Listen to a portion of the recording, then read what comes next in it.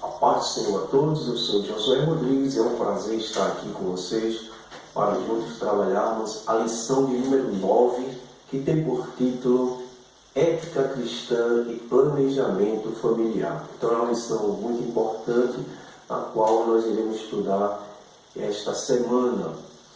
Você acha que um casal deve ter muitos filhos ou poucos filhos? O que é que você acha? E aí?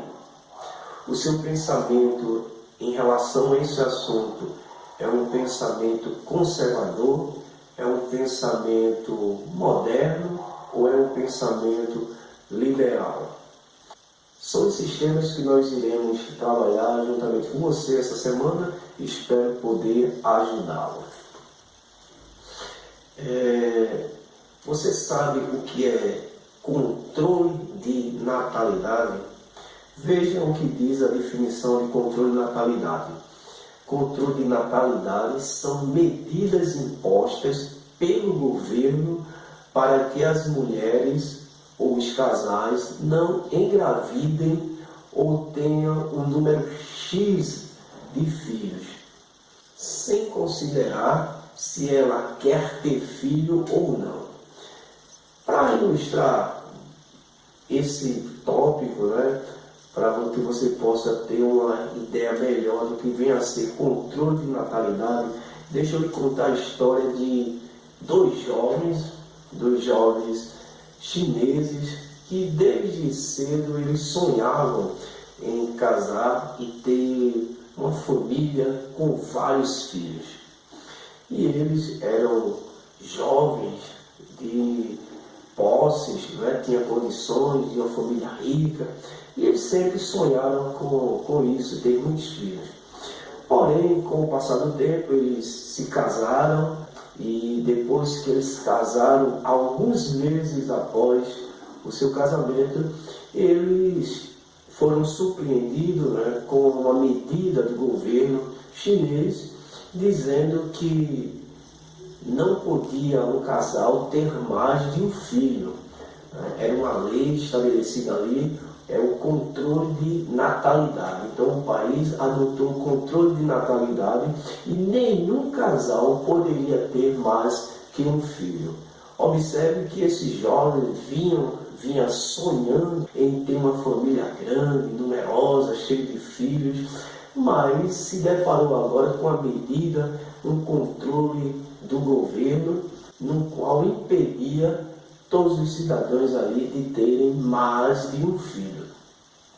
Embora eles fossem pessoas que tivessem condições, mas o governo, através desse controle de natalidade, não permitia. Meses após, ele descobre que ela estava grávida, e aí vem outro dilema. Ela engravidou e descobriu que estava grávida de uma menina. E um outro sonho deles era casar, ter vários filhos e ter um menino, um homem. E aí, como é que ele ficaria diante dessa situação? Não poderia ter mais outro filho, e o que estava grávido, para piorar a situação do ponto de vista da expectativa deles, era que era uma menina e eles queriam muito um menino. E aquele casal estava pensando seriamente nessa questão de abortar aquele bebê, aquela criancinha, para que eles pudessem tentar fazer uma nova tentativa e tentar engravidar agora de um menino.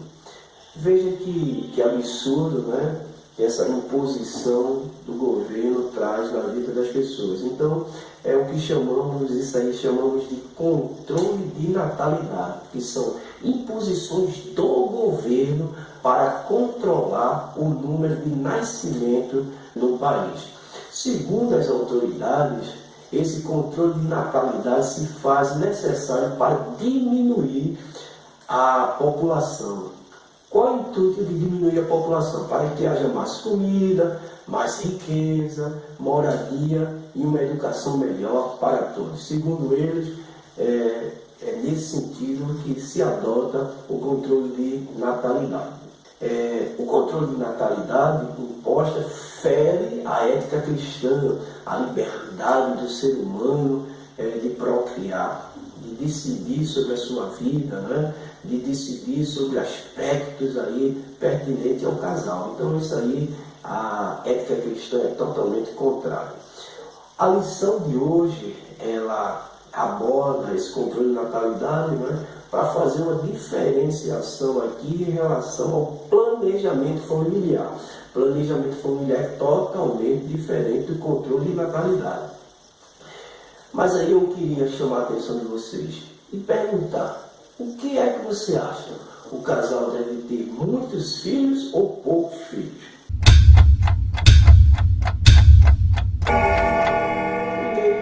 Eu queria compartilhar com você um pensamento conservador, aquele pensamento conservador cristão, que alguns pensam assim: os filhos são herança do Senhor e por isso os casais não podem evitar ter filhos.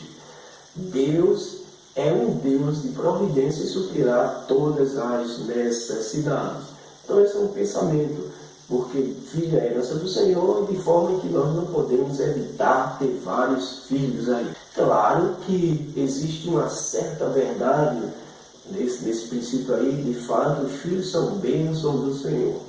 Mas será que nós devemos ou não fazer esse controle aí para evitar certa quantidade de filhos? Então tem pessoas que têm filho ano após ano aí, tendo filho e achando que está aí cumprindo a ordem do Senhor aí nesse sentido. Mas eu queria chamar a atenção de você para um fato que a medicina já descobriu. Veja só, a medicina já comprovou que uma mulher, em todos os seus anos de fertilidade, é capaz de gerar até 20 filhos. Desta maneira, baseados no número de casais com 20 filhos que conhecemos, podemos concluir que todos, de uma maneira ou de outra, praticam algum tipo de controle, inclusive aqueles que os condenam. Então, vejam se isso não é verdade. De certa forma aí, todos nós evitamos ter vários filhos, porque se assim não fosse, a gente teria uma quantidade bem maior. Então, mesmo aqueles que já têm uma quantidade grande de filhos, mas de certa forma, eles evitaram, quase todos aí, adotam algum controle para evitar uma quantidade excessiva de filhos. Mas, por outro lado, né, temos as pessoas que têm um pensamento moderno. Então, se eu tenho aquelas pessoas com um pensamento conservador, que filho é bênção, e estão aí fazendo filho, né, sem evitar tanto assim, né, e todo ano praticamente tem filho, existe aquele outro pensamento moderno aí, que está atrelado a essa ideologia humana, uma ideologia egoísta, que vai dizer que o filho na verdade, dá dor de cabeça, tira a nossa liberdade. Tem alguns que diz que vai deformar o corpo, né? Algumas mulheres não querem nem engravidar para não ter problema de deformação de corpo, para manter as medidas, né, que ela acha que é o padrão de beleza, e elas, por uma questão de vaidade, aí não querem ter filho de maneira nenhuma. Outros ainda, para manter a sua liberdade, não querem ter filho para viver do seu bel prazer aí, sem nenhum compromisso. E ainda tem aqueles que acham que filho é gasto, filho, né, só traz prejuízo. Então, esse é um pensamento mundano, e esse pensamento, infelizmente, algumas pessoas que aderiram a esse pensamento, mas na verdade filho é bênção do Senhor. Então esse é um pensamento equivocado, certo? Conforme até o texto áureo, os filhos são herança do Senhor. Filho é bênção. O fato de você poder gerar um filho é um privilégio incalculável. No Antigo Testamento era sinal da dádiva de Deus. Observe o caso de Sara. Sara vivia angustiada, era hostilizada por não poder gerar filho a Abraão. Por anos, Sara viveu sem ter condições de gerar um filho para Abraão. Até que Deus intervém na vida de Sara, na vida de Abraão e concede um filho ao casal, o Isaac. Né? Então, mas observe que até então Sara vivia oprimida ali, angustiada, porque não podia gerar, porque a fertilidade, a condição, né, de ter um filho era uma bênção, uma dádiva de Deus. Isaac, por sinal, casou com Rebeca. Rebeca também era estéril, não podia gerar filho. E ela passou um grande período também, Isaac orando para que Rebeca pudesse gerar filhos.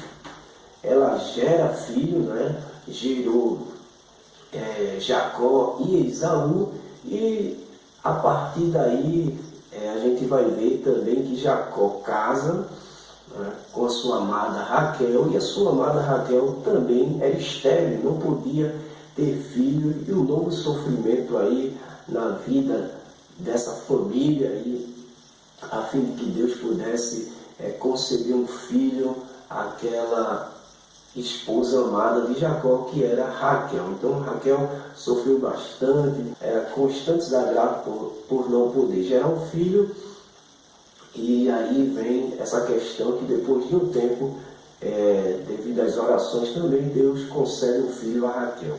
O que falar do choro de Ana, né? Ana, aquele choro emblemático ali, diante do profeta, ela chorando ali.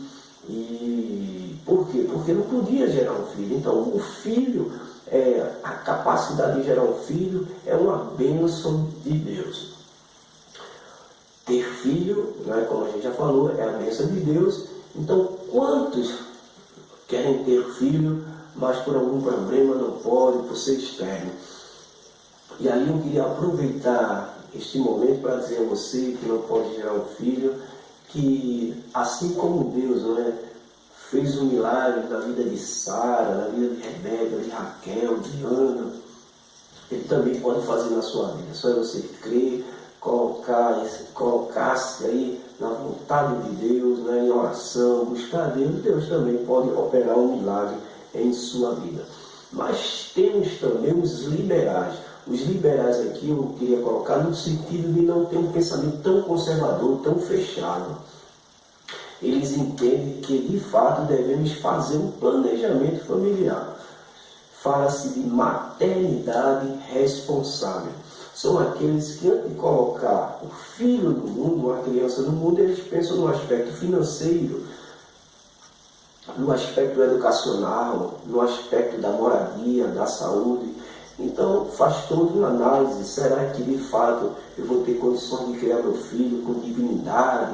Será que eu vou ter condições de dar uma alimentação melhor, uma educação melhor? Então, primeiro, né, ele faz essa análise para que possa gerar um filho.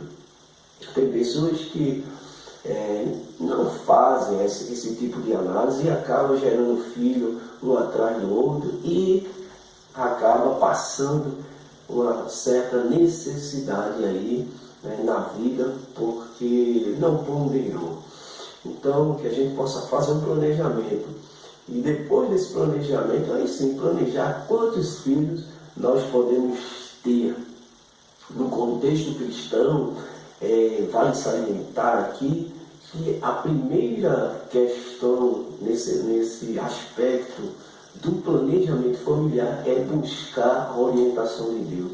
Buscar Deus para saber se de fato quantos filhos, né, coloque o seu pensamento aí na mão de Deus, expondo quantos filhos gostaria de ter, o desejo de limitar a quantidade de filhos devido às necessidades, devido às condições, né, que se encontram. Então planeje isso e coloque na mão de Deus. É o primeiro aspecto aí que nós devemos buscar, é a orientação de Deus. O segundo aspecto nesse planejamento são os métodos. Então, aqui vai um conselho. porque talvez para mim, para você aí, professor, seja algo natural a gente dispor de informação sobre a questão de métodos, né, para controlar, né, essa questão de ter filho, a quantidade de filhos, e existem métodos de anticoncepcionais, de prevenção, e para nós hoje isso aí de certa forma é bastante claro.